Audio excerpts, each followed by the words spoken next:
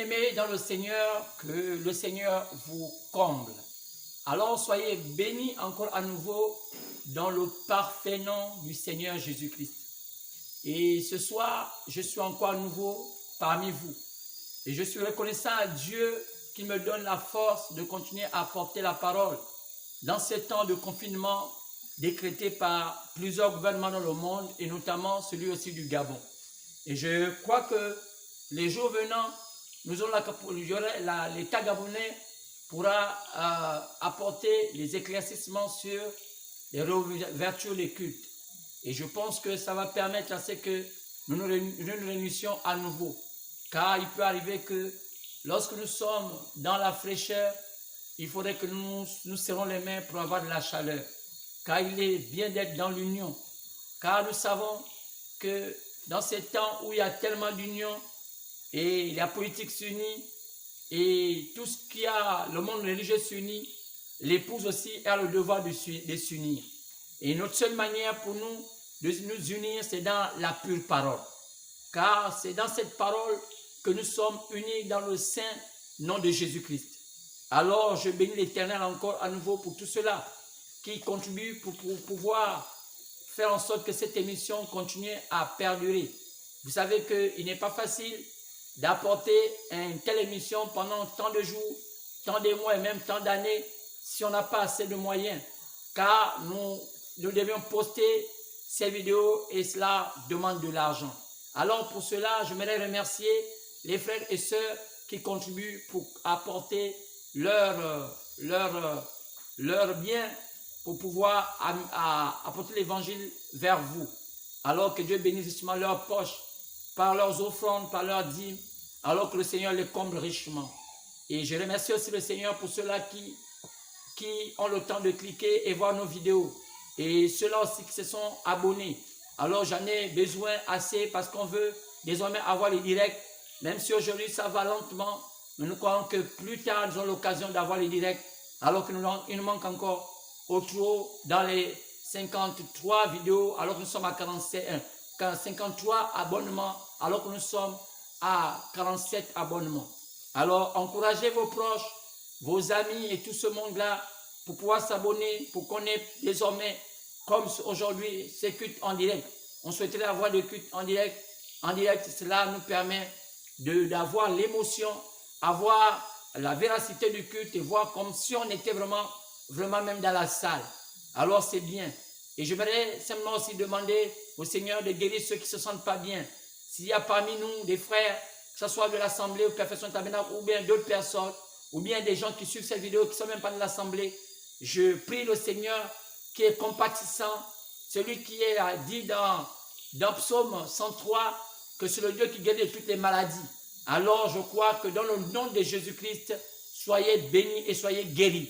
Alors tu as dit, voici les miracles qui commencent voici les miracles qui accompagnent ceux qui auront cru. À mon nom, ils chasseront les démons. C'est pourquoi j'ai chassé ces démons, quel que soit, comment on peut l'appeler, que ce soit sida, cancer, je ne sais pas, toutes sortes de maladies que vous avez, que la science donne, mais qui sont des démons. Alors je les réprimande loin de votre corps dans le nom de Jésus. Et que je demande que le Seigneur puisse vous accompagner et que vous soyez vainqueurs de ce temps.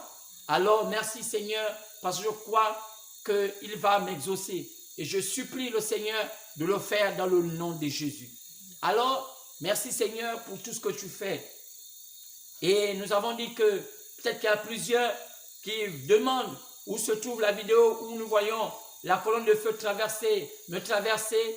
Alors, je vais seulement préciser que la vidéo que nous avons eue, cet être surnaturel qui a traversé la salle, qui est montré dans les vidéos, alors cette vidéo, vous pouvez la voir dans notre prédication du vendredi 11 septembre 2020.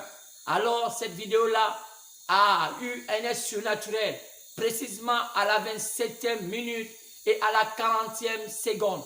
Dans cette partie-là de temps, vous allez voir un être surnaturel comme une lumière qui me traverse. Alors nous sommes en train de faire tout pour faire sortir toute la vidéo pour cela.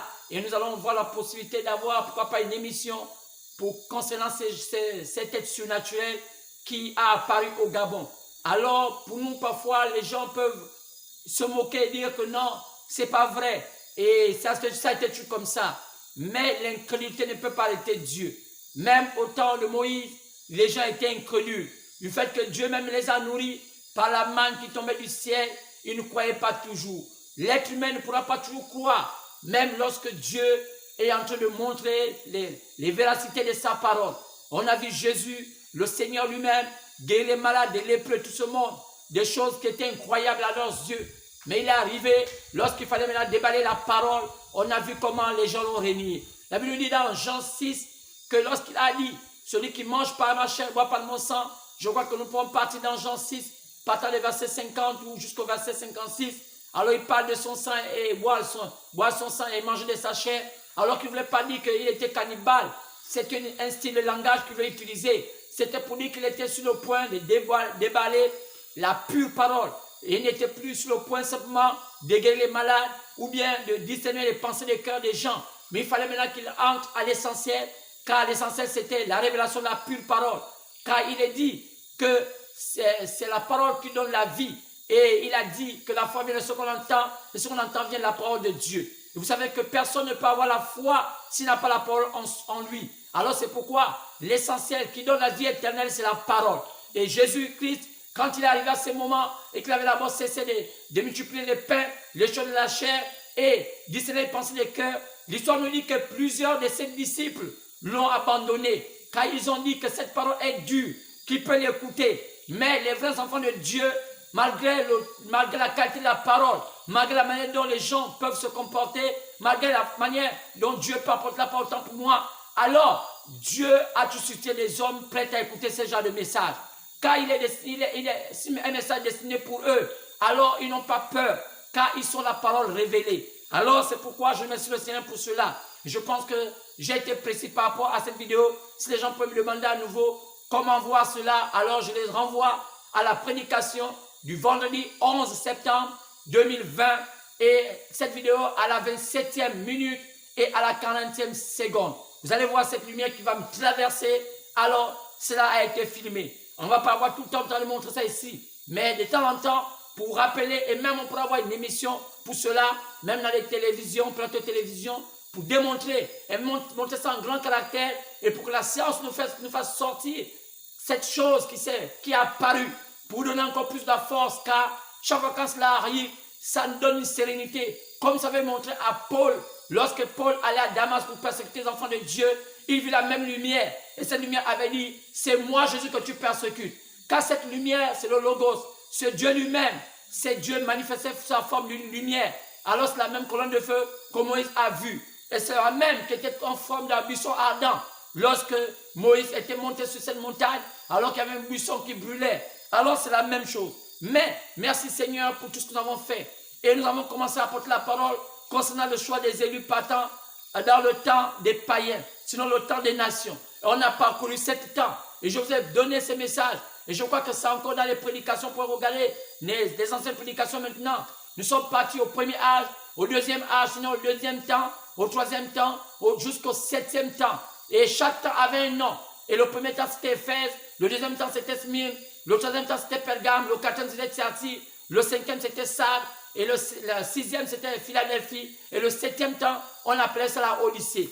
Et on a montré comment Dieu s'est choisi ses élus au travers de ces temps. On a montré les temps, ces temps qui sont partis, de l'an 53 de notre ère jusqu'en ce temps-ci. Et on a vu que chaque temps était chronométré et donné, était intitulé par des noms. C'est pourquoi ces noms montraient quelque chose, montraient l'attitude du temps. C'est des noms qui ont été pris par rapport aux villes qui étaient en Asie mineure. Et je vous ai montré que Dieu a montré ces villes-là par rapport aux esprits qui étaient dans ces villes, qui étaient comparables aux esprits qui allaient échelonner les âges de l'Église, sinon qui allaient parcourir les âges de l'Église, sinon les temps des païens, pour pouvoir contrecarrer l'œuvre du Seigneur durant ces temps. Mais on a compris que c'est parti d'abord de l'ange blanc, c'est d'abord parti au cavalier au cheval blanc, jusqu'à ce que ça arrivait au cavalier au cheval pâle. Alors on a compris que c'était Satan qui avait travaillé durant tous ces temps, partant du blanc jusqu'en devenant pâle. On a compris que le blanc, c'était la ruse de Satan qui s'est fait ange de lumière. Après, il est devenu sang. Ce cheval est devenu sang. Il en a tué plusieurs personnes. Après, c'est devenu noir. C'était les ténèbres totales. Après, c'était devenu pâle. Après, c'était la maladie, comme nous voyons aujourd'hui. Et nous voyons que le cavalier termine par une couleur. Le cheval du cavalier termine par une couleur pâle. Car quand on parle de cheval, le cheval typifie une puissance. Et le cavalier qui le montre, c'est celui qui détient cette puissance. Et nous savons tous que ça a été révélé par le prophète de la fin, que ce cavalier, c'est Satan. Satan lui-même a pris le temps de se déguiser en ange de lumière jusqu'à ce qu'il a montré son vrai visage.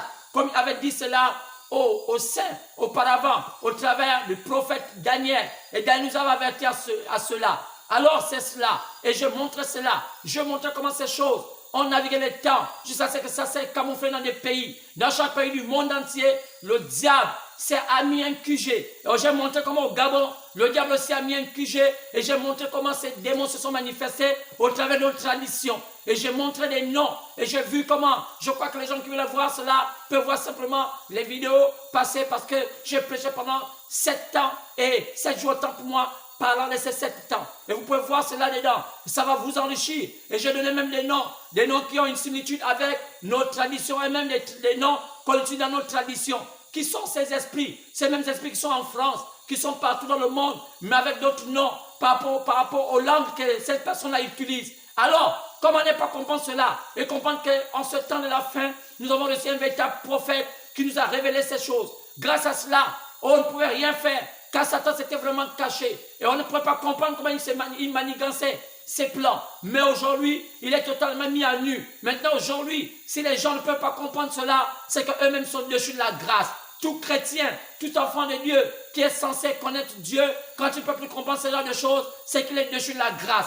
Alors, je remercie le Seigneur. Nous avons envoyé en ce temps de la fin un prophète, car la Bible avait prévu cela. Selon Malachie 4, partant du verset 4 au verset 6, il avait prévu qu'au temps de la fin viendrait un prophète. Son rôle, c'est de rétablir toutes choses, comme avait dit Jésus dans le livre de Matthieu 17, partant du verset 10 au verset 11. Alors, quand on pose la question à Jésus, est-ce qu'il viendra? Alors Jésus pouvait dire, il viendra rétablir toutes choses. Comment ne pas comprendre qu'au temps de la fin, il doit avoir un prophète pour éclairer la terre sur tout ce qui doit arriver. Alors c'est pourquoi on est en plein dans le livre de l'Apocalypse, car Apocalypse signifie révélation. Quoi, révélation de quoi? Révélation de Jésus-Christ lui-même, qui a écrit ce livre pour nous montrer les événements qui doivent arriver dans le temps et comment le monde va prendre fin. Alors il est prévu sur l'apôtre Pierre que ce monde qui a été englouti par l'eau, autrefois au temps du déluge, alors aujourd'hui, ce monde ne s'est plus englouti par l'eau, mais il serait désormais englouti par le feu. Car il y a les feux qui sont déjà placés partout dans le monde entier, prêts à faire accomplir ce plan. Quand Noé le disait, les gens ne croyaient pas. Aujourd'hui, lorsque Pierre le dit, les gens ne croyaient pas. Quand il se moque pour dire, Pierre a dit cela. Mais où est l'avènement? Donc vous avez dit que le Messie avait dit que ce monde sera englouti par le feu. Oh, mais de même, ils l'ont dit au temps de Noé et cela arriva. Mais en ce temps-ci de la fin, il est prévu aussi que ce monde sera englouti par le feu. Malgré que les gens mangent, les gens boivent, les gens font tout cela. Oui, comme disait l'évangile, selon Luc, quand il parle, Luc, au chapitre 17, partant du verset 26 au verset 30, alors vous voyez cela, Luc 17, 26 à 30, on parle de ces événements qui sont similaires du temps de la fin par rapport à ce qui s'est passé au temps de Noé et au temps de Lot. Qu'est-ce qui s'est passé au temps de Noé?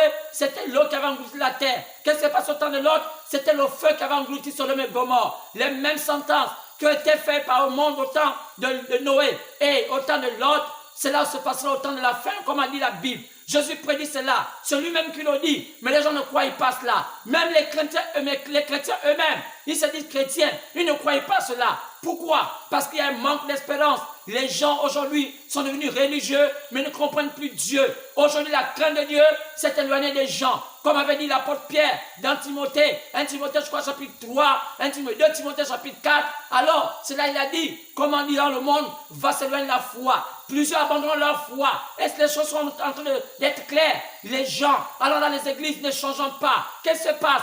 Oh, le monde, avec Satan, s'est adhéré à former une église formalisme qui ne change plus les gens.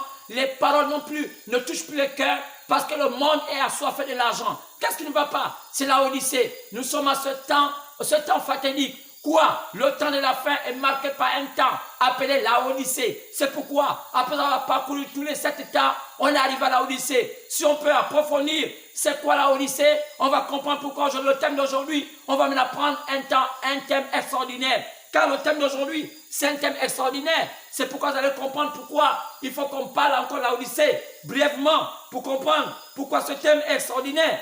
Parce que la Odyssée a quelque chose d'extraordinaire. Regardez le thème d'aujourd'hui. Nous voulons intituler ce thème la Odyssée et le monde, virgule, la transition des élus de Dieu entre les 7 âges de l'Église et les 7 sceaux. Je reprends la Odyssée et le monde, la transition des élus de Dieu entre les 7 âges de l'Église et les 7 sceaux. Pourquoi je le dis? Alors c'est pourquoi je commençais toujours par la Odyssée et le monde. Car ce monde finit par le temps la Odyssée. Ce monde serait dans le temps la Odyssée jusqu'à sa perdition. Alors les esprits des hommes vont s'arrêter à la Odyssée parce que le monde païen termine par la Odyssée. Alors vous voyez, les païens vont continuer ça à la Odyssée.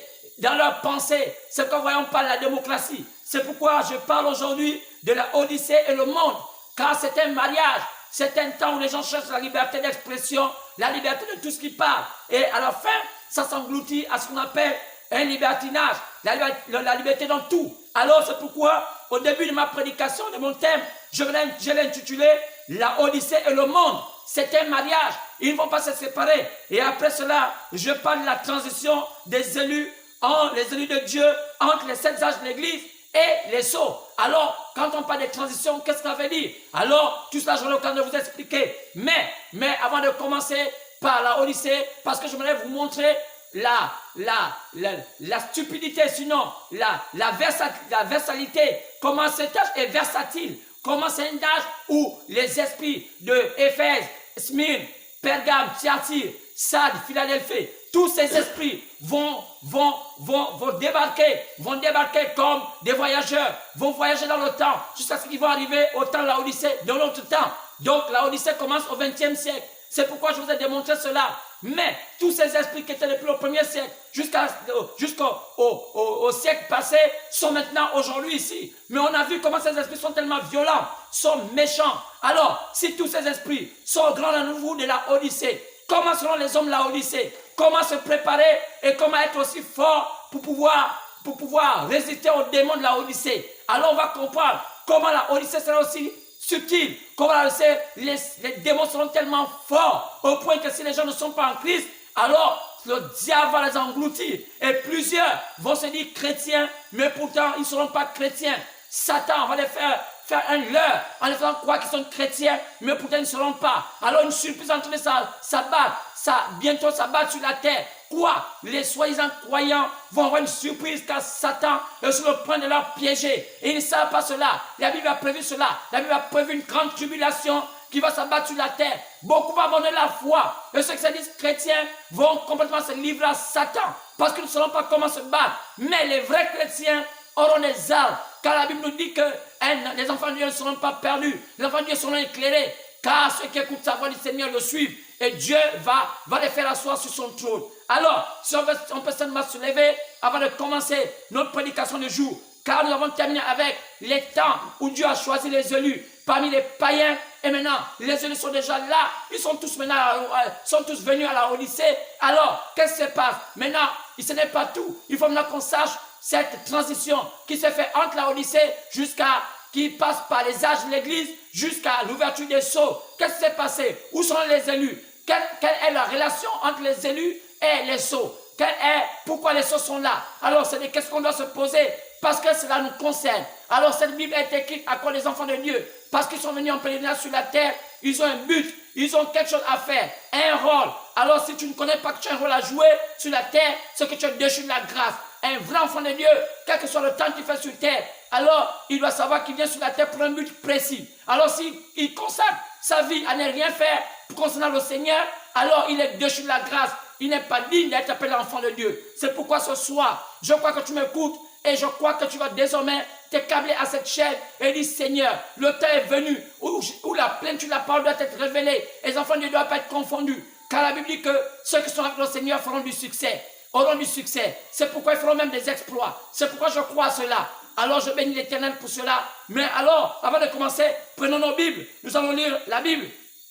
Dans le livre, je crois, d'Apocalypse chapitre 5, partant du verset 1 au verset 14. Alors, je crois que ça nous fera du bien. Mais, avant de commencer, je vais souhaiter lire d'abord Apocalypse chapitre 3, partant du verset 14, par là, la Odyssée, parce qu'après, je vais lire Apocalypse chapitre 5. Alors, cela nous fait du bien. Prenons ensemble nos Bibles. Dans le chapitre de l'Apocalypse, chapitre 3, partant du verset 14. Et là, ça concerne la Odyssée. Et je pense que vous sentez bien ce matin, ce soir autant pour moi. Apocalypse chapitre 3, partant du verset 1 au verset 14. C'est parce que je vais recommencer encore avec la Odyssée parce que ce monde-ci reste à la Odyssée. Apocalypse chapitre 3, partant du verset 14. Écrit à l'ange de l'église de la Odyssée. Voici ce que dit l'Amen, le témoin fidèle, le véritable, le commencement de la création de Dieu. Je connais tes œuvres. Je sais que tu n'es ni froid ni bouillant. Peux-tu être froid ou bouillant? Ainsi, parce que tu es tiède et que tu n'es ni froid ni bouillant, je te vomirai de ma bouche. Parce que tu dis, je suis riche et je me suis enrichi. Et je n'ai besoin de rien. Et parce que tu ne sais pas que tu es malheureux ou malheureuse, misérable, pauvre et aveugle et nu, je te conseille d'acheter de moi de l'or éprouvé par le feu, afin que tu deviennes riche, et de vêtements blancs, afin que tu sois vêtu et que la honte de ta nudité ne paraisse pas, et un collier pour oindre tes yeux, afin que tu vois. Moi, je reprends et je châtie tout ce que j'aime. Aie donc du zèle et répands-toi. Voici, je me tiens à la porte et je frappe. Si quelqu'un attend ma voix et ouvre la porte, j'entrerai chez lui, je souperai avec lui et lui avec moi. Celui qui vaincra, je le ferai asseoir avec moi sur mon trône. Comme moi j'ai vaincu, je me suis assis avec mon Père sur son trône. Que celui qui a des oreilles entende ce que dit l'Esprit aux églises. Alors prenons encore le chapitre 5. Sinon, on peut même commencer par le chapitre 4. Après le chapitre 4. Pardon, verset 1. Après cela, je regardais et voici, une porte était ouverte dans le ciel. Et la première voix que j'avais entendue, comme le son d'une trompette, et qui me parlait, dit, monte ici, et je te ferai voir ce qui doit arriver dans la suite. Et aussitôt, je fus ravi en esprit, et voici, il y avait un trône dans le ciel, et sur ce trône, quelqu'un était assis. Alors on va en comprendre. Enfin, après chapitre 5, partant du verset 1. Puis je vis dans la main droite de celui qui était assis sur le trône un livre écrit en dedans et en dehors, scellé de 7 sceaux. Et je vis un ange puissant qui criait d'une voix forte, qui est digne d'ouvrir le livre et d'en rompre les sceaux. Et personne dans le ciel, ni sur la terre, ni sous la terre, ne put ouvrir le livre, ni le regarder. Et je pleurais beaucoup de ce que personne ne fut trouvé digne d'ouvrir le livre, ni le regarder. Et l'un des vieillards me dit, ne pleure point, voici le lion de la tribu de Juda, le rejeton de David, a vaincu pour ouvrir le livre et ses 7 sceaux. Et je vis au milieu du trône et de 4 êtres vivants, et au milieu des vieillards, un agneau qui était comme immolé. Il avait 7 cornes et 7 yeux, qui sont les 7 esprits de Dieu envoyés partout la terre. Il vint et il prit le livre de la main droite de celui qui était sur le trône. Quand il eut pris l'olive, les 4 êtres vivants et les 24 vieillards se prosternèrent devant lui, devant l'agneau, tenant chacun une harpe et des coupes d'or remplies de parfums, qui sont les prières des saints. Et ils chantaient un cantique nouveau en disant, tu es digne de prendre l'olive et d'en ouvrir les seaux, car tu as été immolé et tu as racheté pour Dieu par ton sang des hommes de toutes les tribus, de toutes langues, de tout peuple, de toute nation.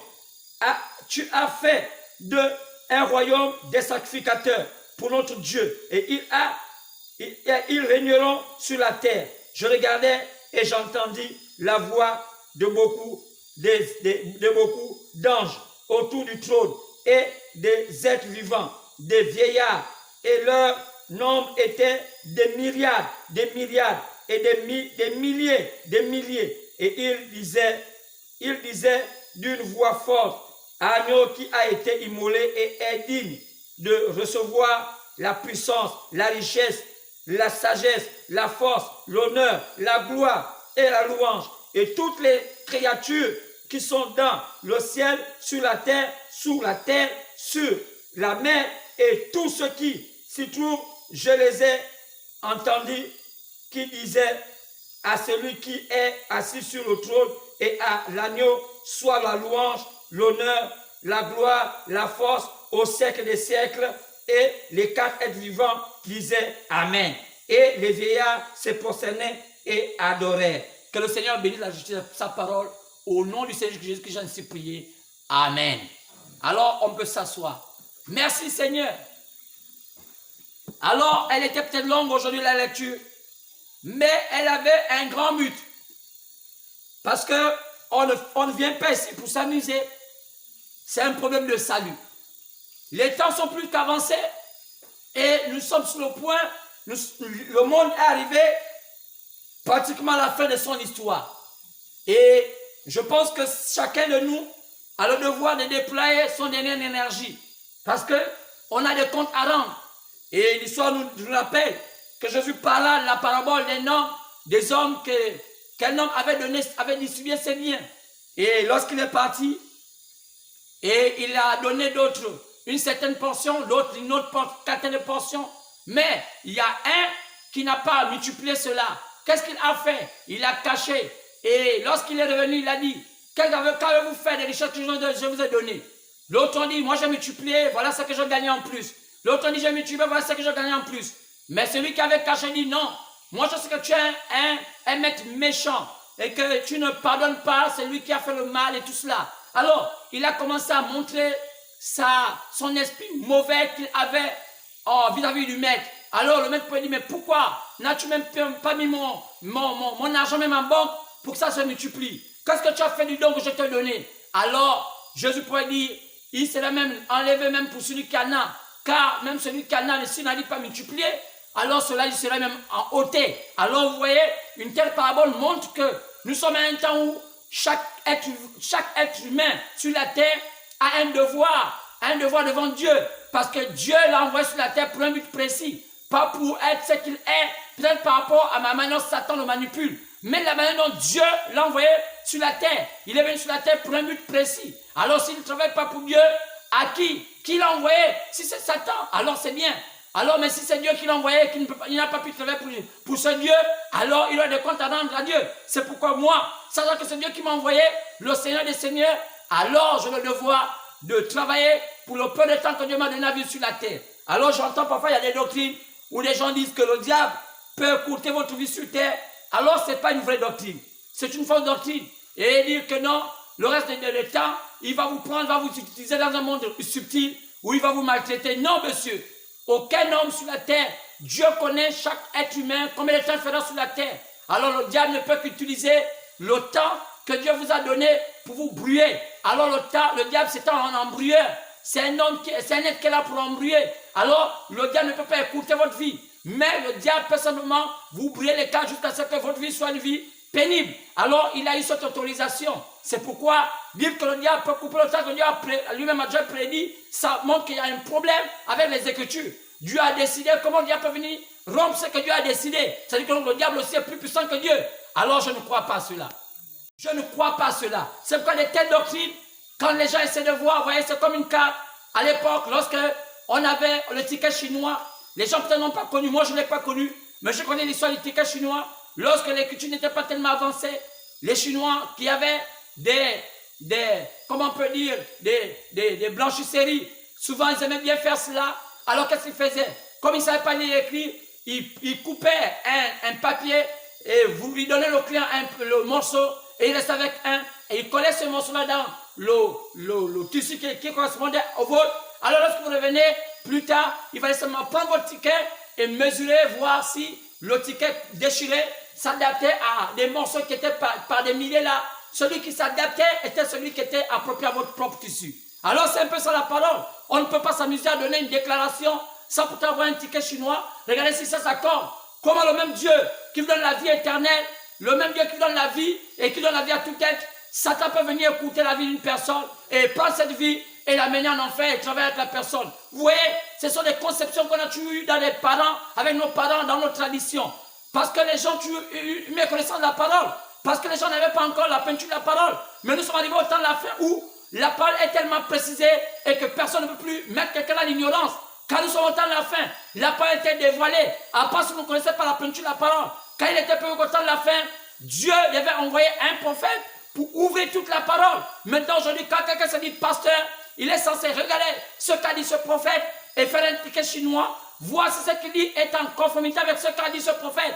Quand la parole de Dieu vient au prophète, Amos 3,7, quand comment quelqu'un se dit pasteur, peut s'amuser à prendre les traditions de ses parents et dire que cela s'accorde avec la parole, même quand on essaie de vouloir imiter. Oui, monsieur, ce n'est pas possible. C'est pourquoi ce n'est pas possible de dire que si quelqu'un le diable peut venir écouter votre vie, alors si vous avez eu 80 ans de vie par rapport à Dieu, le diable va vous donner 40 ans, et les autres 40 ans, le diable va vous prendre en otage, chez lui en enfer, et vous maltraiter. Ça c'est faux. Alors je ne crois pas à cela, parce que ça ne s'accorde pas. Alors sinon on va dire quoi de Moïse? Donc on va dire que Moïse aussi, le diable avait écouté sa vie.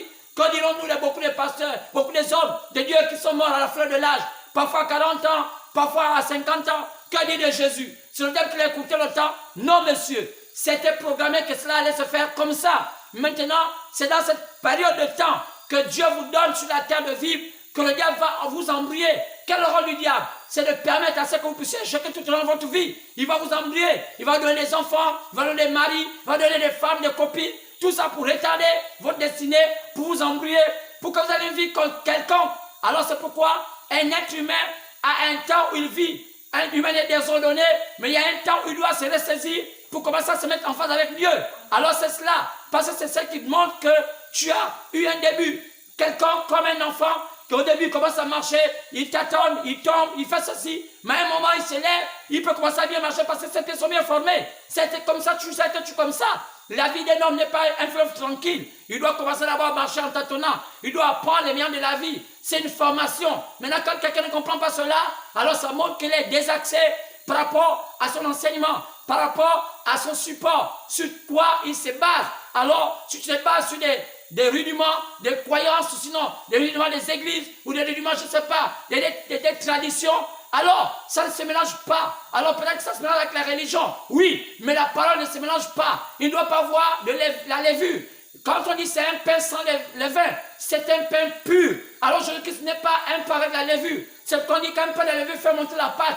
Alors il y a un peu d'orgueil dedans. Alors c'est cela. Donc la parole ne doit pas être mélangée. Elle doit être pure. Parce que Jésus-Christ est le symbole de la pureté de la parole. Alors ce n'est pas normal qu'on mélange des choses. Et les gens croient à cela. Quand on croit quelque chose qui est mélangé, qui n'est pas la pure parole, comme l'essence, lorsqu'on met dans la voiture, qui a un peu de mélange avec de l'eau, le moteur ne peut pas bien démarrer. Il y aurait des à-coups. Le moteur va tousser. C'est regarder ceux qui font la mécanique. Lorsqu'on met de l'essence mélangée avec de l'eau, bien du gazon mélangé avec de l'eau, le moteur n'a pas une véritable combustion. Ça ne démarre pas bien. Il y a un problème. Il y a des à-coups, il y a des prises d'air. Pourquoi? Parce qu'il y a un mélange. Alors la parole, sinon pas avoir de mélange. Pour qu'elle soit fluide, il faut écarter tout ce qui est faux. Alors, lorsqu'on dit cela, je ne crois pas cela parce que ce n'est pas la parole.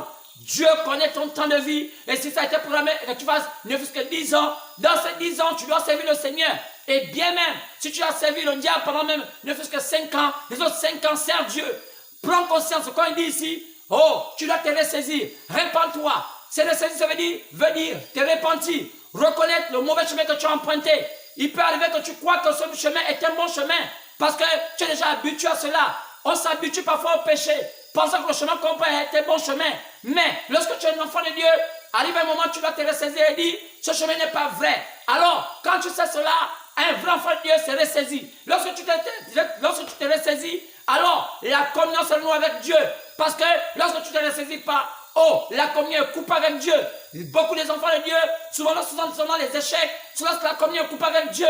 Alors que lorsque la communion se relie avec Dieu, alors Dieu est dans le but et dans l'obligation de venir à ta faveur. Lorsque tu es loin de Dieu, alors c'est toi-même qui ne veux pas. C'est pourquoi la Odyssée, on dit, quand on regarde bien le livre de la Odyssée, quand on a lu ça, on dit, c'est tiens à la porte. Pourquoi Jésus s'est tenu à la porte? Ça veut dire que de tous les âges de l'Église, oh, des temps où Dieu a choisi les élus, dans le monde des païens, le seul temps où les gens, les églises ont mis Jésus-Christ dehors, c'est la Odyssée. Lisez bien l'histoire. C'est le seul temps où les églises ont mis Jésus-Christ dehors. Pourquoi la Bible dit qu'il se tient à la porte? Pourquoi Jésus-Christ n'est plus à l'intérieur? Il dit, il frappe à la porte. Il frappe à la porte de l'église de la Odyssée. Donc la Odyssée met Jésus-Christ dehors. Pourquoi? Pas des credos, pas des dogmes. Satan est totalement entré. Oh, il y a eu un mariage qui a été consumé entre l'église et le diable. Aujourd'hui, l'église est maintenant entre les mains du diable. Elle vit comme le diable, elle fait tout comme le diable. Et tout ce qu'elle fait, elle ne se saisit plus du contrat du mariage qu'elle a avec Dieu.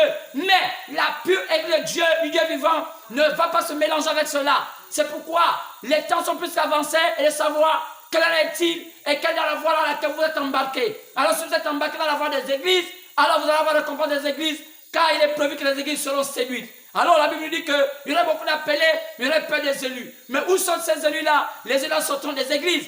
Car Jésus-Christ n'a pas des églises, Jésus-Christ a une église. Car Jésus-Christ n'a pas des églises, il a une église. Et cette église, l'entraînement est par le baptême du Saint-Esprit. Pour savoir qu'un enfant de Dieu a le Saint-Esprit, il y a des signes qui montrent. Alors il y a des signes qui l'accompagnent. Comme vous l'avez dit, Jacques, montre-moi tes œuvres, je dirai quelle est la quantité de foi que tu as. Alors c'est pourquoi beaucoup de gens parfois vont me dire, oh, je suis chrétien, mais où sont tes œuvres? Montre-moi les œuvres de chrétien que tu as. Alors c'est vrai, oh non, non, vraiment c'est pas ça. C'est Dieu, non. Dieu, vous savez, quelqu'un ne peut manifester que la nature qu'il a. Alors, si vous êtes un vrai chrétien, vous allez manifester la nature du chrétien. Alors c'est pourquoi je suis déçu de voir aujourd'hui une qualité d'église moribonde comme la voit aujourd'hui. Ces églises bizarres qui forment des enfants rétrogrades, des filles rétrogrades, avec un esprit hautain. Les gens n'ont plus avoir le respect de l'autre, n'ont plus avoir la crainte de Dieu. Et aujourd'hui, l'homme de Dieu est galvaudé. Alors, repartons à la Odyssée. Avant de commencer à montrer la transition qui va se faire, des élus entre les âges de l'église et les 7 sceaux. Alors, partons d'abord à la Odyssée.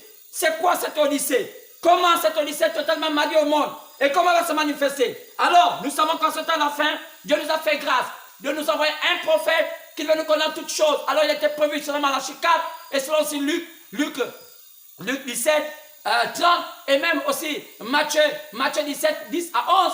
Et tout cela, et même Jean chapitre 16, partant de verset 12, c'était prévu cela, que l'onction du Saint-Esprit, sinon la troisième fonction va nous connaître dans toute la vérité. Mais qu'est-ce qu'elle dit aujourd'hui, alors qu'elle a été dévoilée à l'ouest? Quoi? Aux États-Unis. On a vu cette onction se manifester dans un homme appelé William Marion Branham. Alors c'est lui que Dieu avait sélectionné comme étant le prophète de ce temps. Ce temps qui prend fin jusqu'à, le monde ici restera dans la Odyssée.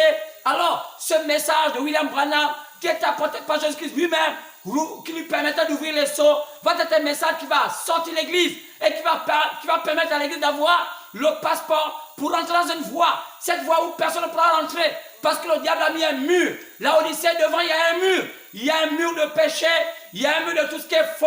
Alors la Odyssée, les gens n'ont pas du mal à traverser. Satan a mis un véritable mur. C'est pourquoi je me rappelle que William Branham, lorsqu'il prêcha le message des 7 âges dans les années 60, alors plus tard, il va prêcher le message sur la révélation des 7 sceaux. Mais dans le message sur la révélation des 7 sceaux, qui a été prêché après les 7 âges, vous allez voir que William Branham va d'abord commencer à prêcher par les messages.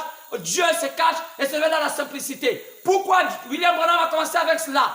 Parce qu'il voulait démontrer aux êtres humains que Dieu, Jésus-Christ qui était esprit, qui était fils de Dieu, parce qu'il a manifesté 4 qualités de fils. Il était fils d'Abraham. Lorsqu'il était dans les scènes d'Abraham, on voit ça dans Matthieu, chapitre 1, verset 1. Dans la descendance d'Abraham, on va voir que Jésus fait partie, ce qu'on appelle fils d'Abraham. Mais après, on l'appelle aussi fils de l'homme. Pourquoi? Parce qu'il est prophète. C'est l'homme qui a révélé aux hommes, à l'humanité, la condition humaine. Alors il était prophète, on l'appelait Hosanna, fils de prophète. Il était un prophète. Et vous savez que lorsqu'on parle de fils, on l'identifie en tant que prophète, on l'appelle fils de l'homme. Chaque fois, les prophètes ont été toujours appelés fils de l'homme. On peut voir dans Ézéchiel, on appelait Ézéchiel fils de l'homme, on appelait Jérémie fils de l'homme. Pourquoi? Parce que c'est des prophètes. Les prophètes ont toujours été appelés fils de l'homme. Mais après cela, lorsque Jésus disparaît, il quitte dans la fonction de fils de l'homme, il emprunte la fonction de fils de Dieu. Pourquoi? Parce qu'il a hérité de toutes choses, parce qu'il est invisible. Alors à ce moment-là, il fait le pont entre l'invisible et le visible. Alors vous voyez, c'est clair. Alors lorsqu'il est invisible, mais il est prévu quand même qu'il y a un livre qui est ouvert. C'est ce qu'on voit ici. Je vous ai dit ici dans le chapitre 5 que le livre des 7 sceaux qu'avait prévu Daniel, c'est le Jésus lui-même qui avait mission d'ouvrir cela. Mais il n'était pas physique. Il ne pouvait pas ouvrir cela parce qu'il n'était pas physique. Un esprit ne peut pas parler s'il n'emprunte pas une chair. Alors vous voyez, la chair dans la chair, l'esprit à l'esprit. Un esprit ne peut parler aux humains qu'elle utilise aussi une chair. Parce que l'homme est composé de ces trois sphères. Et la chair, et l'esprit, et l'âme. Comment voulez-vous penser que je dois être un fantôme? Oh oui, même quand je ne crois pas cela. Parce qu'on n'appelle pas ça fantôme, on appelle ça théophanie. Alors c'est des erreurs comme ça, on a tellement trimballé des mots fantômes et tout cela. C'est les mots des inconnus. Lorsqu'on ne connaît pas quelque chose, on attribue un nom parfois qu'on ne maîtrise pas. Alors c'est pourquoi, même à combien, lorsqu'on parle de ce Jésus-là, lorsqu'il est là en forme de fils de Dieu, il est invisible. Alors, s'il doit ouvrir les sceaux, comme on a vu tout à l'heure, que personne ne peut ouvrir ça, ni au ciel, ni sur la terre, ni sous la terre. Personne n'avait le contenu du livre. Alors seul Jésus devait ouvrir cela, comme il devait faire, alors qu'il était invisible. Alors c'est pourquoi il est prévu au temps de la vie d'un prophète, et c'est celui à qui Jésus a le devoir. Lui, il a parlé. Dieu se cache et se révèle dans la simplicité. Dieu s'était caché au temps de Jésus. Il se révélait dans Jésus. Quand les gens entendaient Dieu, c'était Jésus qui parlait. Oh, un juif Philippe a demandé à Jésus, montre-nous le Père, cela nous suffit. Mais Jésus a dit à Philippe, Philippe, n'est-ce que tu peux que moi je suis le Père et celui qui m'a vu a vu le Père. Les gens cherchaient Dieu, mais Dieu était caché en Jésus. Aujourd'hui, les gens vont chercher Dieu. Mais où était Dieu? Dieu est dans l'obligation de se cacher dans un prophète. Maintenant, quand il retarde la fin, il y a un prophète. Pourquoi? William Branham était celui qui était destiné par des signes qui l'accompagnaient. Je vous ai dit, il y avait 3 hommes au XXe siècle dans la Odyssée qui ont marqué l'histoire du christianisme sur la terre. Il y avait Oral Roberts, il y avait Billy Graham, il y avait William Branham. Il y a qu'à regarder les 3 ministères, vous allez comprendre que le ministère de William Branham était plus élevé que ceux des 2 autres. Et on a vu qu'il y avait des signes, même si l'autre avait 1 gramme, mais il y avait H.M. dans gramme, l'autre avait H.M. dans Branham, mais l'autre avait 6 lettres, l'autre avait 7 lettres. Et Abraham avait 6 lettres, on l'appelait Abraham. Après il arrivait à 7 lettres, on l'appelait Abraham. Alors, quand vous voyez qu'on parle de 6 lettres et 7 lettres dans la numérologie, Dieu aussi travaille avec la numérologie. Lorsqu'Abraham avait 6 lettres, il ne pouvait pas faire de lui un père des nations. Il fallait qu'il change le nom de Abraham à Abraham. C'est pourquoi il changea le nom de Sarai à Sarah, qui veut dire princesse, qui veut dire reine. Vous voyez, donc Dieu aussi sait faire ces choses. Alors, c'est pourquoi, quand on regarde Branham et Graham, vous allez voir que Graham c'est 6 lettres, Branham c'est 7 lettres. C'est quand on regarde le ministère de William Branham et celui de Billy Graham, c'est le combat, c'est différent. Quand Billy Graham s'est arrêté au pentecôtisme, on voit si Oral pareil. Mais où est parti William Branham? Il allait dans les profondeurs et Dieu lui montra tout ce qui allait se passer sur la terre. Qui était cet homme? Dieu se manifestant dans un humain. Alors c'est pourquoi, assurément, Jésus-Christ qui était esprit et qui est esprit jusqu'aujourd'hui a emprunté ce corps du point du temps de la fin pour révéler à l'humanité tout le secret. C'est pourquoi Dieu a, dans la grâce, a donné à William Branham la possibilité de prêcher un message appelé la révélation des 7 sceaux. Sachant que personne ne peut prêcher cela, aucun prédicateur avait pour de prêcher cela. D'autres essaient de bricoler, mais lorsque William Branham avait pris l'initiative de le faire, alors on a compris que c'était Dieu. Mais qu'est-ce que c'est pas ça? Les sceaux étaient cela, était la manière dont Dieu devait montrer à l'humanité qu'est-ce qui devait se passer sur la terre jusqu'à ce qu'arrive la fin. Alors, tout ça a été fait par précision. C'est pourquoi quand on regarde, quand on parle des âges de l'Église, William Branham fut le seul homme à montrer à l'humanité comment Satan travaille durant les temps et comment il s'est manifesté en plusieurs formes. Maintenant, aujourd'hui, quand vous ne voulez plus croire cela, les églises ont bouché les oreilles, ils vous disent ne croyez pas William Branham, c'est pas normal, c'est un faux prophète, il n'a pas fait la théologie, il n'a pas fait ceci. Tout ça pour vous écarter la vérité, parce que c'est la vérité. Vous savez, Satan au temps de Jésus, avant de se donner les pharisiens, il dit, Jésus était faux, c'était-tu comme ça? Les religieux ont-tu combattu la parole? Parce que Satan est toujours entré dans les religieux. C'est la seule manière dont Satan est tellement puissant. Lorsqu'il est dans la politique, il est visible. Lorsqu'il est dans l'armée, il est visible facilement. Lorsqu'il est dans l'économie, il est visible. Mais lorsque Satan est sous la forme de la religion, il est tellement subtil qu'on ne peut pas savoir que ça c'est Satan qui travaille. Alors chacun peut prendre sa veste, sa cravate, sa toge, je se dit, Dieu m'a envoyé. Et Jésus a dit dans Matthieu 24, faites attention. Plusieurs viendront à mon nom. Qui? Pas les francs-maçons. Qui? Pas les marabouts. Qui? Pas les ngangas. Qui? Pas les musulmans. Mais ceux qui viendront au nom de Jésus, mais pourtant seront faux. Quel est leur rôle? C'est de détourner les enfants de la vérité. Alors Satan a-tu fait cela? Mais l'enfant de Dieu, quand il écoute la pure parole, il finit par dire, oh Seigneur, je sens que je suis indigne. Je vais revenir à toi. Alors, au lieu de se gouffrer dans les alcools, cherchant des copines, et là, ça ne t'arrange pas. Alors, beaucoup de gens sont dans ce chemin-là, et beaucoup de Gabonais font cela. Ça devient maintenant une course à la conquête des copines, à la conquête des copains, et les gens pensent que ça va régler leurs problèmes. On a des copains par-ci, copains par-là, copines par-ci, copines par-là. Alors les gens pensent que ça va régler leurs problèmes, mais au contraire, le diable continue à empirer leur vie, et ils dépensent leur argent, le petit salaire qu'ils ont, la fin du mois, la plupart des Gabonais sont venus vivre dans les prêts. Pourquoi? Parce qu'ils veulent vivre une vie qui est au-dessus de leur moyenne. Regardez, c'est la Odyssée, lisons. Alors on va l'écouter, qu'est-ce que dit l'opportunité de la fin au sujet de la Odyssée. Alors, lisons les Écritures. Merci Seigneur. Est-ce que c'est pas beau ça? Je sens que c'est bien. Si tu ne te sens pas bien, oh, je me sens bien. La Bible dit, sortez de de mon peuple. La Odyssée, c'est entre les mains de Satan. Quoi? La Odyssée, oui, qui a commencé dans les années 1906. Regardons bien. La Odyssée, c'est un temps compliqué. Écoutons la révélation, comment était cet âge. Cette ville qui est comparée à cet âge. Le nom de la Odyssée signifie joie de peuple. C'est un nom courant que comportait plusieurs villes. Quand il y avait plusieurs villes à la Odyssée, qu'on appelait, oh oui, et cela, ça honore la femme de sang royal. Oui, monsieur, ça honorait la femme de sang royal. Vous allez voir qu'à la Odyssée, la plupart des personnes qui règnent, on essaie de voir si ces personnes-là, surtout les femmes, ont une relation avec des rois. Alors lisez, il n'y a qu'à regarder mon regard. Et même le Gabon a fait le même choix. Le fait de choisir même la femme qui est aujourd'hui Premier ministre, elle a aussi un sang royal parce qu'elle est parentée au roi Pongoué. Mais c'est vrai. Alors, bon, peut-être qu'on ne peut pas comprendre cela, c'est spirituel. Loin de moi d'en parler mal, mais je dis ce qu'est la parole. Il fallait choisir une femme de sang royal. C'est une ville qui était comme ça. Ici nommée. Cette ville était politiquement l'une des plus importantes comme Libreville, politiquement et financièrement. Oui, monsieur. L'une des plus prospères d'Asie mineure. C'était cette ville d'Asie mineure. Semblable aux villes d'aujourd'hui, qui sont les plus prospères comme Los Angeles, comme New York, comme Libreville. Oui, monsieur. Des biens immenses furent légués à cette ville par des citoyens importants. Elle était le siège d'une grande école de médecine. Ses habitants se distinguaient dans l'art. Oh, regardez l'art, la science. Vous allez remarquer que la plupart de ces grandes villes, on a besoin de mettre de l'art un peu de partout. Oui, c'est la similitude de la Odyssée. La science, souvent, on l'appelait la métropole. Oui, cette ville. Comme on voit la France, comme on voit Paris. Car elle était un chef-lieu pour 25 autres villes. Comme Libreville. Le dieu païen qu'on y adorait là-bas, c'était Zeus. Aujourd'hui que Zeus c'est Nimrod. On l'appelle aussi Osiris. Cette ville avait une fois reçu le nom de Diopolis. Oh, la ville de Zeus, à l'honneur de leur dieu. Donc Diopolis qui est Zeus. 4 siècles après, un important concile d'église s'y est réuni là-bas.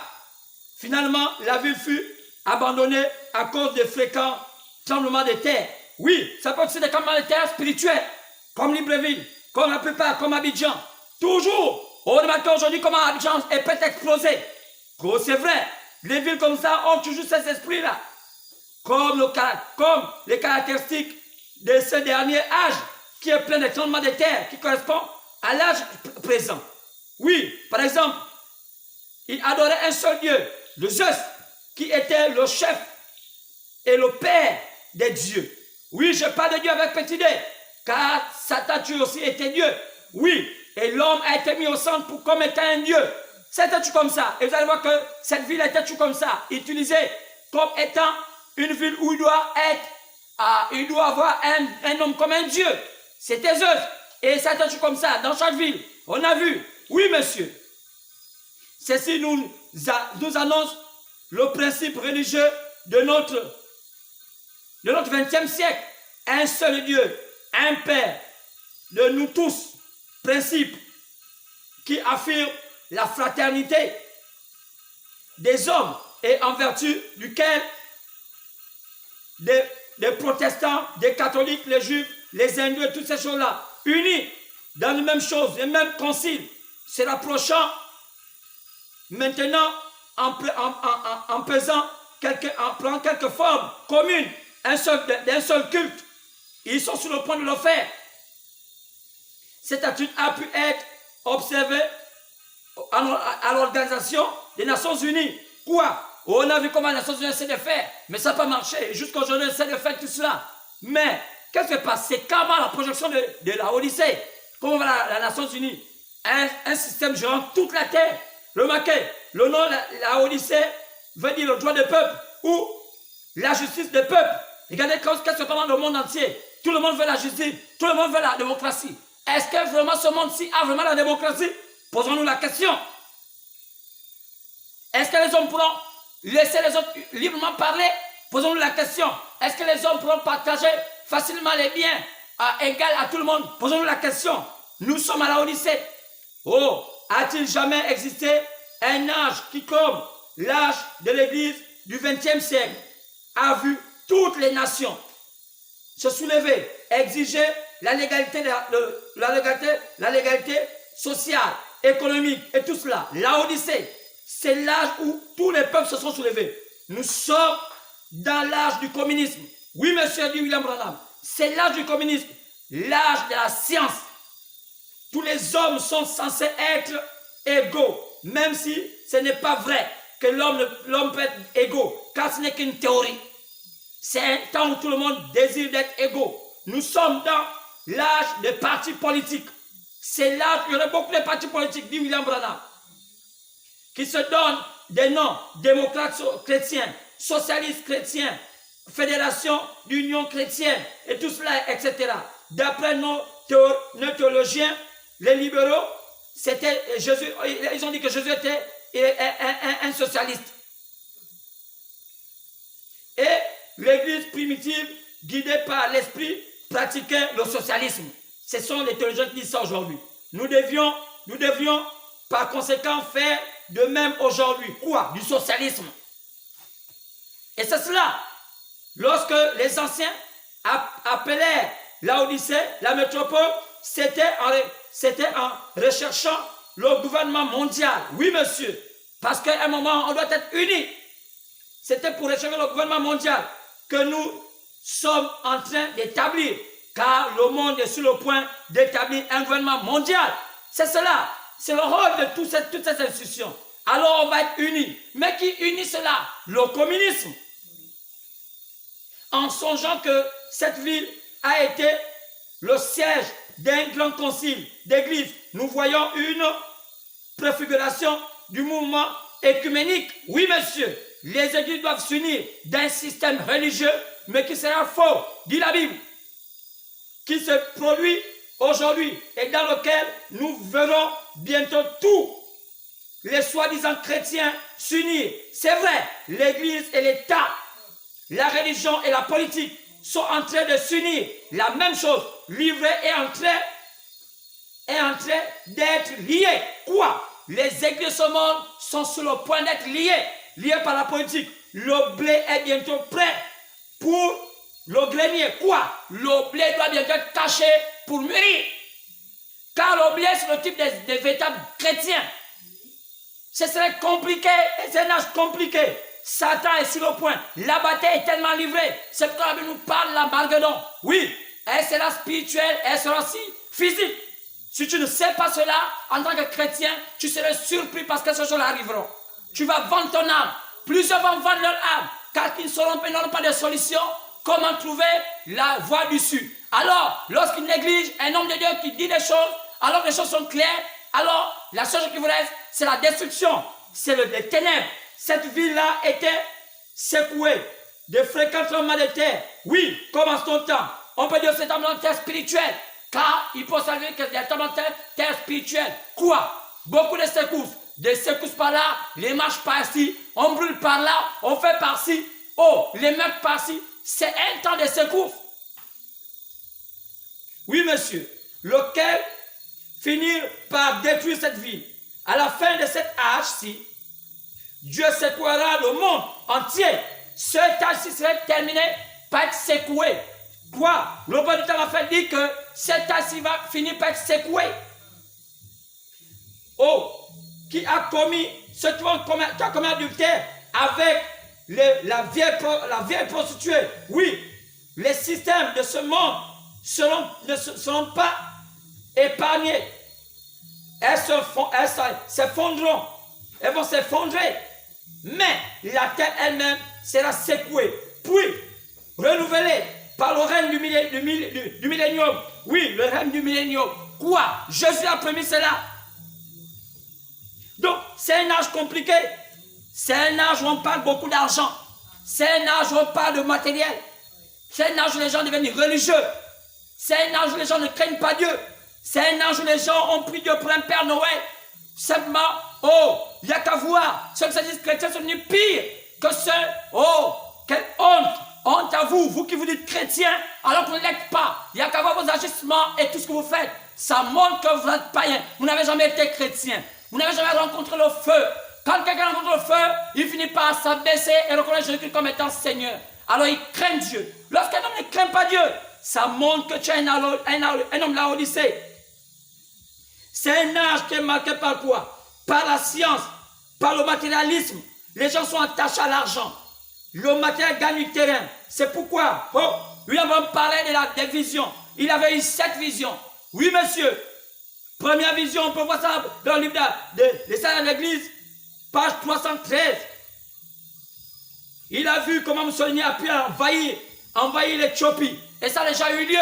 Mussolini, après la Deuxième Guerre mondiale, a envahi l'Éthiopie, malgré les accords qui s'est fait avec à la sortie de la Deuxième Guerre mondiale, à l'ONU, qu'il n'était plus possible qu'un pays prenne un autre pays par la force.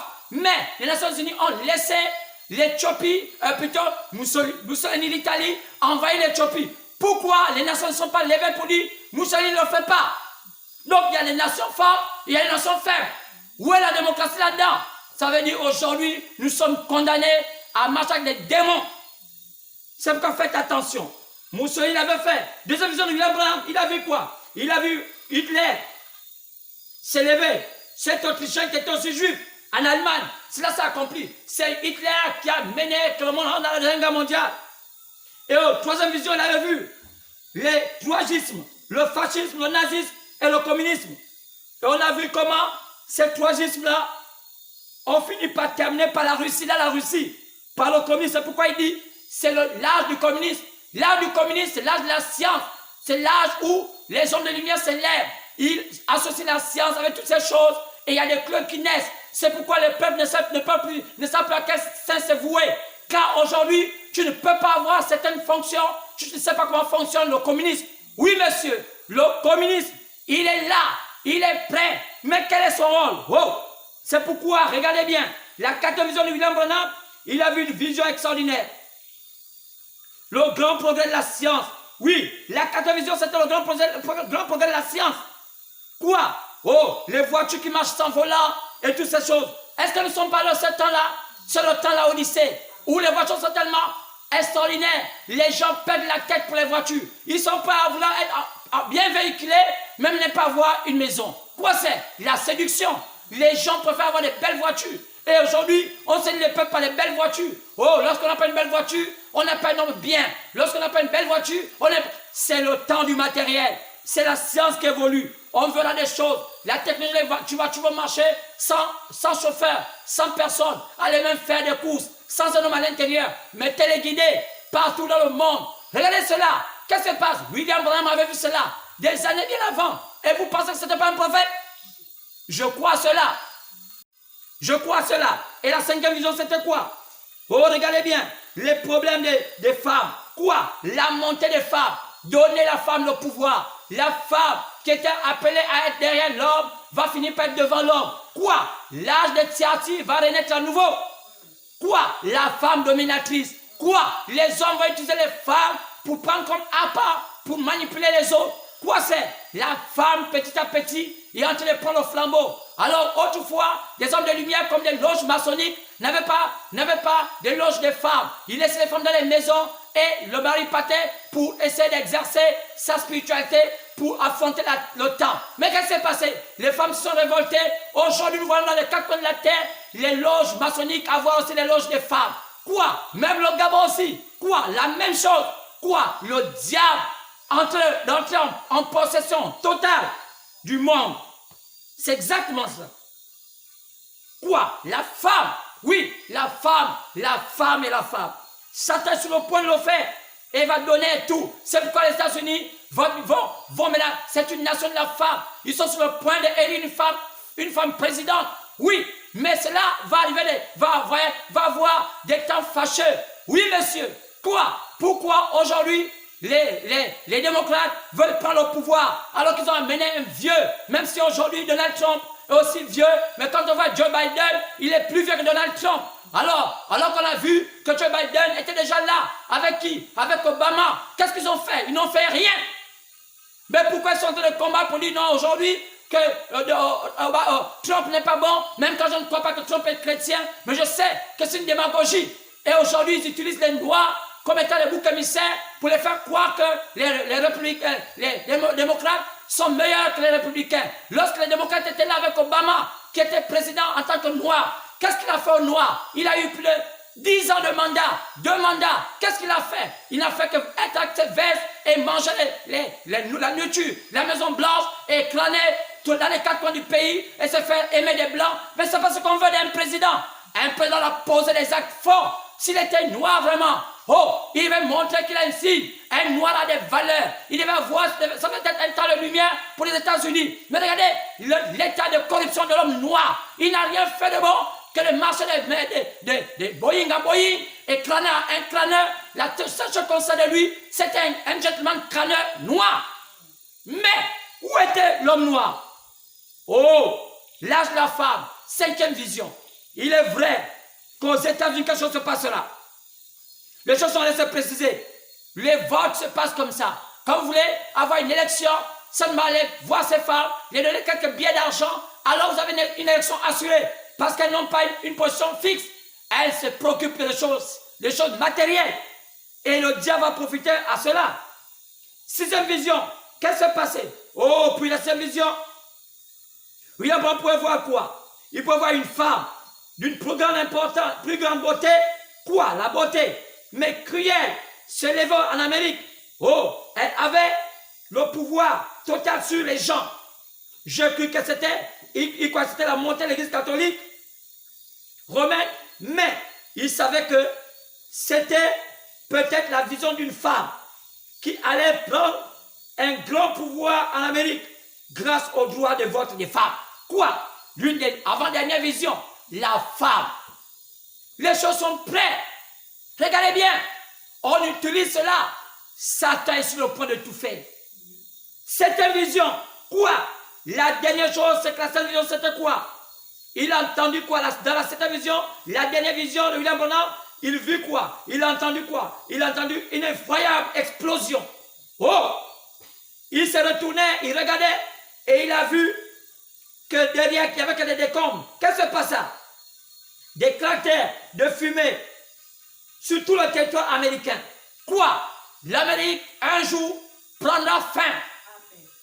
C'est ainsi dit le Seigneur que les gens veuillent pas, un jour, l'Amérique prendra fin. C'est pas normal qu'aujourd'hui, ils sont en train de vite courir avant que cette chose n'arrive. Et vous allez comprendre qu'ils vont finalement annexer, comme ils ont déjà annexé l'ONU, ils vont annexer tous les biens aussi de la terre, en passant par la vieille grand-mère, qui est l'église catholique, qu'on appelle la grande prostituée, et elle va commencer à passer quoi? Par le système religieux. C'est quoi dans le temps aujourd'hui? Le système religieux évangélique est la fille de l'église catholique. Et vous remarquez qu'aujourd'hui, c'est cette fille qui soutient tout le système américain. Qu'est-ce qui se passe? La religion a un but. Le but, c'est de s'associer à l'État et de faire comme les païens. La préoccupation de Dieu n'est plus quoi? C'est le temps de la richesse de l'église. Satan prenant le contrôle. Oui, monsieur. Évidemment, on pourrait prédire cela. Que cela, il prédit ça. Peut-être que la fin de cet âge prendra fin jusqu'en 1977. Et il pourrait donner encore un pronostic plus longtemps, 30 ans plus tard. 1977, plus 30 ans plus tard, ça fait 2007. Mais selon Dieu, si on ne fait pas attention, d'ici là, mais nous sommes dans quelques temps où ça doit prendre fin. Où l'Américain jour aura une surprise. Quand n'oubliez pas ce qui s'est passé à la Deuxième Guerre mondiale, alors que l'Amérique ne s'attendait pas à cette débat, alors qu'ils se sont contentés à amener des femmes à une île appelée Pearl Harbor, au lieu de se préparer à la guerre, ils sont passés son temps à faire Hollywood là-bas. Ils sortaient les femmes, ils faisaient ceci, et c'est toujours comme ça. Quand on voit aujourd'hui l'armée avec des femmes, ces femmes ne peuvent même plus se marier. Qu'est-ce qui se passe?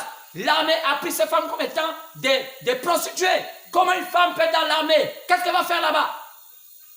C'est triste que nos pays prennent cela. Les femmes n'étaient pas sollicitées pour ce genre de débat.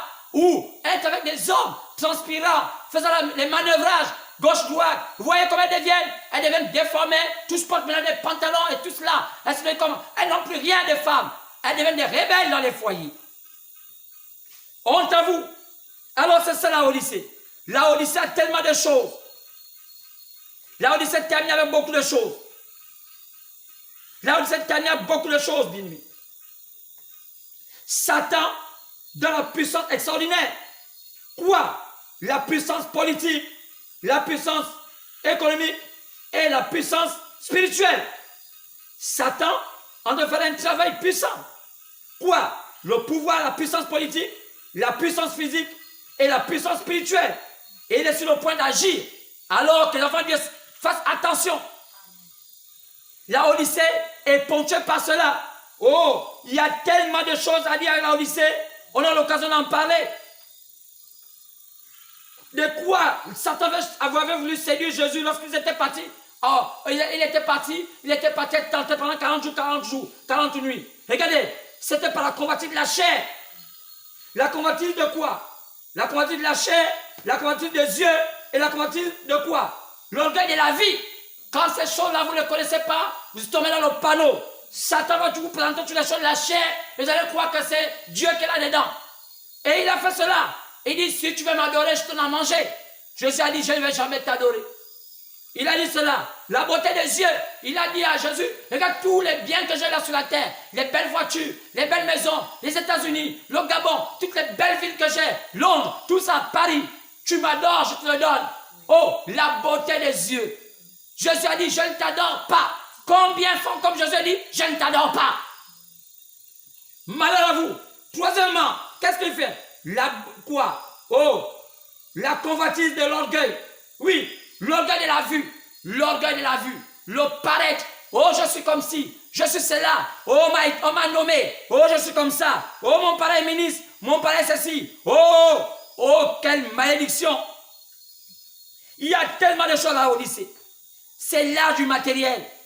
C'est l'âge du match vu. C'est l'âge de la nourriture, de la vie facile. C'est l'âge de la prostitution. C'est l'âge où tout. Regardez les Kardashians. Oh, facilement être belle et c'est pas venir derrière des télévisions et tout cela. Et les gens regardent leur postérieur. C'est finalement nu. Et les gens donnent beaucoup d'argent à cela. Et cela aujourd'hui, c'est le papier dans les pays africains. La plupart des jeunes étudiants gabonaises, le travail, c'est de sortir avec les hommes par-ci par-là pour essayer de se rattraper dans la vie. Mais est-ce que vous êtes obligé? Non, monsieur. L'orgueil de la vie. L'orgueil des choses de la chair. L'orgueil des yeux. Oui, le diable. Par la convoitise de la chair, la convoitise des yeux et l'orgueil de la vie. Si tu veux seulement te débarrasser de cela pour dire, monsieur Marie, mon vieux corps, je préfère être intègre que de marcher dans la fausseté. Oui, monsieur. Alors, si on peut regarder, c'était ça la Odyssée. La Odyssée a plusieurs méandres. Et ce monde ici ne va pas se séparer de cela. La science est en train d'augmenter. Les voitures sont encore plus belles qu'avant. Les produits de beauté des femmes vont encore embellir la femme, de telle sorte qu'on est prêt à rendre la femme comme une poupée. Le diable va faire tout pour que l'homme soit prisonnier de son propre péché. Et Satan est sur le point de donner aux gens toutes sortes de pensées pour embellir ce monde-ci. Quoi? Pour garder le monde dans le péché. Et on appelle ça, William Branham dit, c'est le temps où l'église va être tellement riche. C'est le temps où les églises vont se contenter de la richesse au lieu de la parole. Il le dit. Oui, monsieur. Comment voulez-vous abandonner ce qui est l'essentiel de la parole pour s'attacher à ce que c'est païen? Quoi? Les richesses de ce monde. Qui sont les vanités? On a conçu des buildings, climatisé tout cela. Et beaucoup de gens préfèrent aller dans ce building même s'il n'y a pas la parole. Ils préfèrent aller dans ce building même s'il n'y a pas la pure parole. Qu'est-ce qui se passe? Les gens, je sens des choses, ils font la parole. Parce qu'ils ont compris que les pasteurs ont fait comme les politiciens. Ils veulent aussi aller dans le bling. Ce n'est pas mauvais d'avoir une belle voiture, pas mauvais d'avoir une belle maison. Mais focaliser sa foi dans ce genre de choses, c'est une déception pour l'Église. Alors les chrétiens doivent se dérober de cela. Allez là, il y a la pure parole. Si aujourd'hui tu m'entends, toi qui écoutes ma parole, alors ne pense pas que c'est moi qui parle, car c'est le Seigneur qui t'interpelle. Mais là, si tu ne crois pas à cela, tu es déchu de la grâce. Dieu a-tu envoyé un homme pour interpeller les gens. Chaque fois que les gens, l'homme, le monde tombe dans le chaos, Dieu a-tu envoyé un homme pour amener les gens dans le droit chemin. Dieu ne fait jamais rien sans envoyer un ou un pour amener les gens dans le droit chemin. Depuis Moïse, depuis Noé, jusqu'à aujourd'hui, Dieu a-tu envoyé des ouins. Mais ces hommes ont tu été mal compris. Parce que les hommes ont fait leur propre pasteur, leur propre prophète, leur propre système. Quoi? Le diable.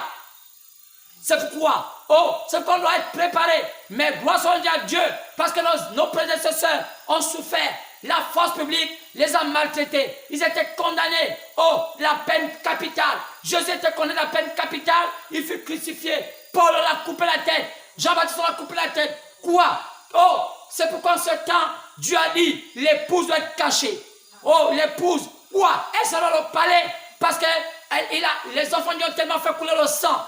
Malgré que l'évangile se fait, comment imaginez-vous qu'aujourd'hui, les mêmes pasteurs que CDD, les Gabonais, avoir une petite foi pour subvenir aux problèmes de la terre, subvenir aux problèmes du Gabon, ce sont les mêmes fidèles qui traitent leurs pasteurs lorsqu'ils font des cultes dans les maisons. Comment voulez-vous penser qu'un peuple aussi hypocrite que ce peuple en train de Gabon va trahir leur pasteur qui les a aidés dans les temps difficiles? Lorsqu'ils n'ont pas de quoi manger, ils vont aller chez les pasteurs parfois les aident, ils font même l'assistance sociale qui ne sont pas permis, mais ils sont obligés de le faire. L'assistance sociale, c'est privé, parfois devenir des gens bizarres, mais les mêmes fidèles sont les mêmes fidèles dans les maisons qui vont trahir ces gens pour dire, allez-y les arrêter. Quelle malédiction! C'est pour savoir que ce pays n'a jamais été converti. C'est un pays qui a été hypocrite. Et les Gabonais sont des hypocrites. Le travail des Gabonais, c'est du commérage. Mais Dieu n'est jamais dans leur cœur. Est-ce qu'on peut comparer les Gabonais aux Italiens qui ont fait le système catholique mais ne sont pas convertis? Et le business est là-bas. La mafia est là-bas. Que dire de Nigeria qui a les plus grandes églises d'Afrique, mais pourtant c'est les plus grands corrompus d'Afrique. Que dire des Camerounais, qui sont des bons moralistes, qui ont des très belles émissions, où les gens sont bien dessus pour dire, la France-Afrique, tout ça dénonce. Ça vient tout dans du Cameroun avec tout ce qu'ils ont, Fox Afrique et tout ça. Ils ont tellement des chaînes qui dénoncent des choses. Mais quand on regarde l'homme camerounais, il n'a pas changé. Il est le même malhonnête. Il est le féman.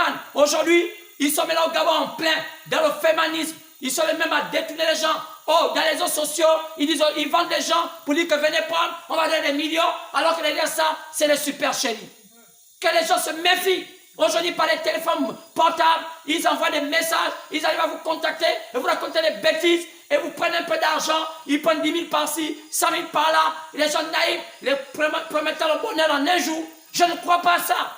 Je ne crois pas à un bonheur en un jour. Même si les gens font qu'aujourd'hui permettre toutes ces histoires, les jeux d'argent, toutes ces choses, c'est lorsqu'une nation est rétrograde qu'elle se lance dans les jeux d'argent. Une nation dit, non pas les jeux d'argent, car les jeux d'argent, c'est la supercherie, c'est du banditisme et du vol organisé.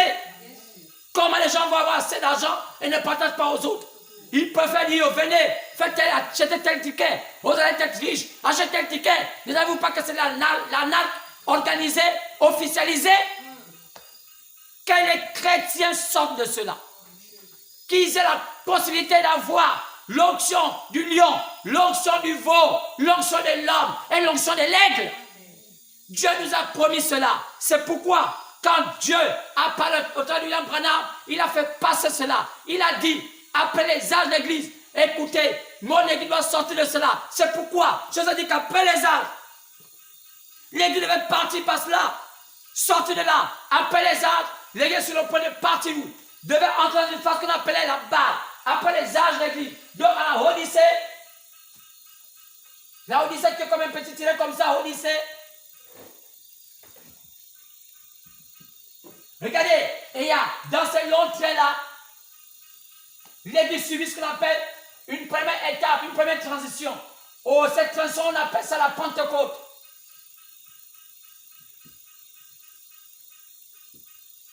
La Pentecôte.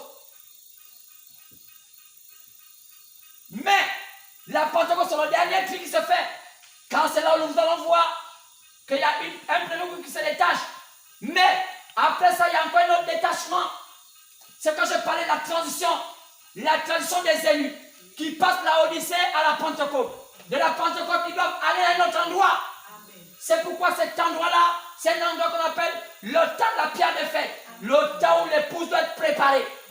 C'est le temps de la pierre de fête. Oh, la pierre de fête, c'est Jésus lui-même. Oh, il était la pierre angulaire qui est descendue sans le secours d'aucune main et qui descend fracasser tous les systèmes de ce monde. C'est pourquoi c'est Jésus lui-même. Et l'époux de tout doit rentrer dans la pierre de fête.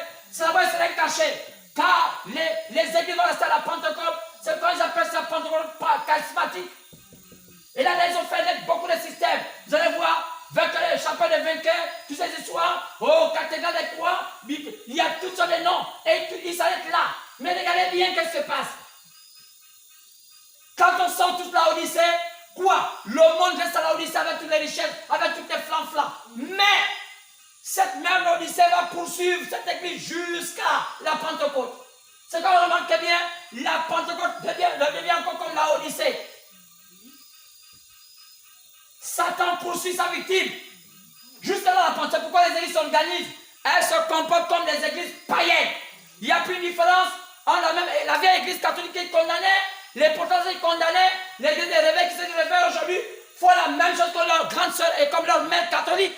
La grande sœur, c'est les protestants et la mère, c'est les catholiques. Nous savons tous que les protestants sont nés des catholiques et les évêques sont nés des protestants. Alors, qu'est-ce qui se passe? Dieu n'a jamais dit de faire les protestants. Luther n'a jamais fait l'église protestante. Non, il s'est rebellé contre le système catholique. Il a protesté. C'était un message. C'était un comportement. Alors, il n'a pas dit faites des églises protestantes. Alors, lorsqu'il y a eu la Pentecôte d'Azusa en 1906, dites-moi, la Pentecôte d'Azusa n'a pas demandé que la Pentecôte devait être une église. Car la Pentecôte, ce n'est pas une église. La Pentecôte, c'est une expérience avec Dieu. L'Esprit de Dieu est descendu, ça devait amener les gens à changer la manière d'être, le comportement. Mais, qu'est-ce que la Pentecôte a fait? La Pentecôte s'est organisée et a fait la même chose comme les protestants et comme les catholiques. Quoi? La déception du peuple. Et le monde est reparti dans le monde. Ceux qui avaient déjà pris comme fidèles, aujourd'hui, ils ont transporté le monde dans l'église. Mais qu'a fait l'épouse? L'époux doit sortir du pentecôtisme, sortir de la Pentecôte pour entrer dans la pierre de fête. Oui, monsieur. Quoi? Caché. C'est le plan de Dieu. C'était pyramidal. Alors c'est monté. Arrivé ici.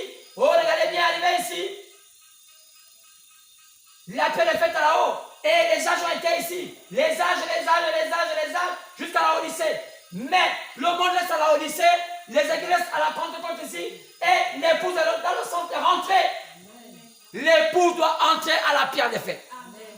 L'époux doit se préparer car il y aurait des choses difficiles à supporter. Parce qu'il est dit qu'après cela, la salle de noces serait fermée. Quand elle serait fermée, il y aurait des grincements dedans. Et il y aurait un intrus qui serait là. Jésus le jettera dehors. Comment tu as fait pour rentrer? Qui t'a fait rentrer? Pourquoi tu n'as pas la robe? Oh, de quelle robe s'agit-il? Telle. La robe dont Jésus demande. Est-ce que c'est une robe comme on voit aujourd'hui des gens avec des chorales bleu, vert, orange? Oh, les gens gens pensent avoir que des chorales. Oh, faisons la chorale. Oh, c'est ça Dieu? Non. Quand vous habillez en vert orange, des gros chapeaux, comme on voit les Gabonaises, imitant les gens de l'Ouest, avec des gros chapeaux, en allant là, les églises, des gros chapeaux, et ça de voir un peu comment l'Ouest se fait son christianisme, ça les ramène au péché, ça les ramène à la fausseté.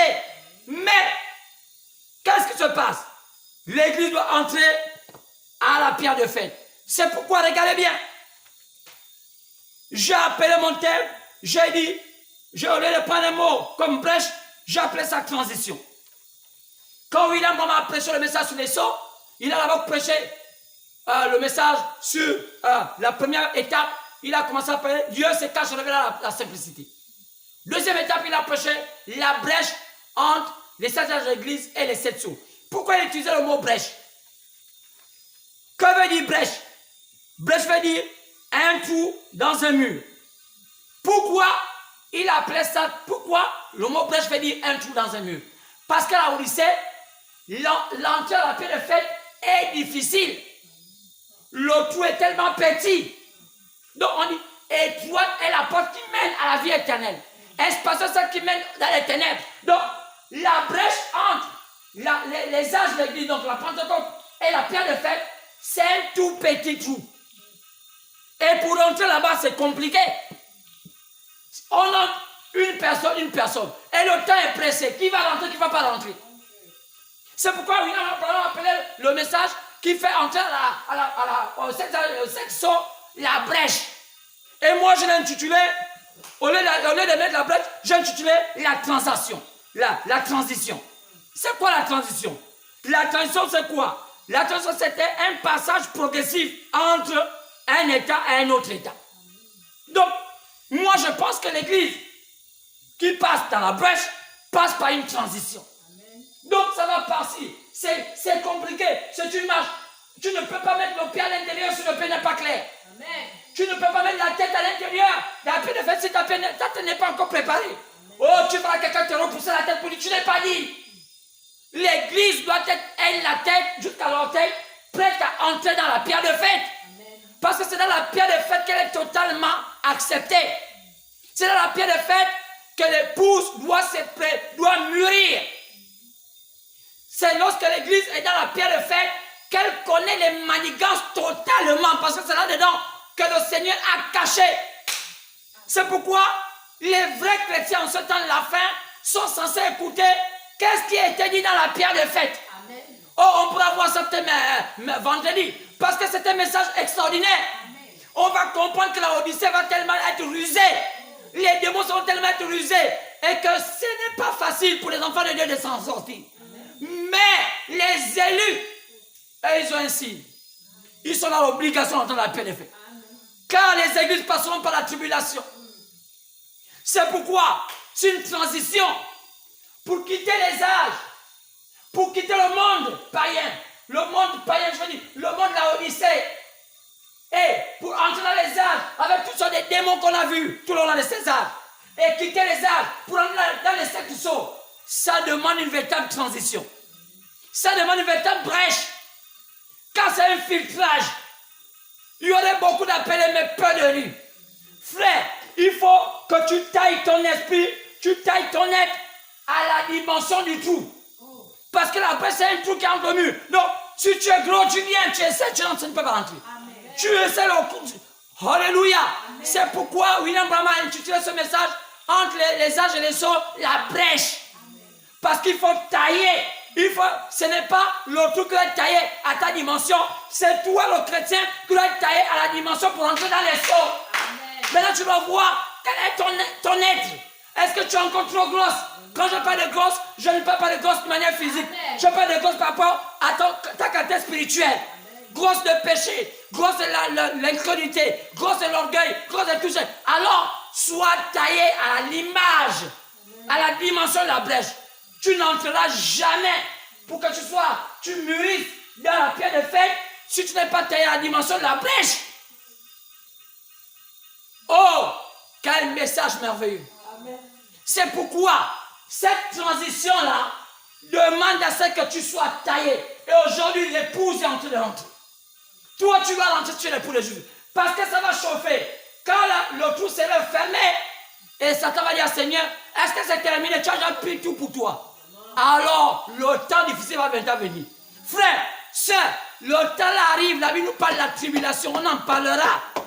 On en parlera. C'est pourquoi l'épouse est censée être enlevée premièrement avant que cette chose en arrive. C'est pourquoi l'enlèvement, c'est un processus. Amen. Et on va comprendre comment se passe l'enlèvement. C'est pourquoi là, quand je parle de la transition, l'épouse est sur le point. Quand on parle de la transition, l'épouse est sur le point de quitter ce monde. Alors, il dit, nous sommes sur la terre, mais nous ne sommes pas de la terre. On nous voit marcher, mais nous ne sommes plus là. Qu'est-ce qui se passe? Il y aurait l'identification entre les enfants du diable et les enfants de Dieu. Lorsque l'enfant de Dieu sera identifié, aucunement le prince se fait, quand il est prévu que autant là où il sait, les enfants de Dieu sont cachés. Amen. Ils ne passent pas par la tribulation. Amen. Jamais. Mais la tribulation est réservée pour qui? Pour la Vierge folle. Amen. Parce qu'elle n'a pas voulu quoi à la parole. Alors, bien aimé, si on peut se retrouver dimanche, vendredi, retrouvons-nous vendredi. Ce message, partagez-le. Dites que le temps est plus qu'avancé. Car l'épouse doit connaître le plan parfait. Alors marchez dans la lumière. Je vous répète encore, nous ne sommes pas là dans le millénaire maintenant. On vous dira comment le millénaire viendra. Il y a des signes. On vous dira aussi comment les États-Unis vont corrompre Israël. Comment les États-Unis vont se corrompre. Comment ils vont avoir le contrôle du Vatican. Comment les États-Unis vont s'éteindre. Et comment c'est quoi le communisme dans la politique et comme dans le monde surnaturel. Car c'est un esprit qui est spirituel aussi qui est naturel. Et comment il est naturel et comment il est spirituel. Frère, toutes ces choses, il faut comprendre que Dieu reste Dieu. Alors, nous retrouvons vendredi, Dieu vous. Sois câblé. Que Dieu te bénisse. Bonne nuit.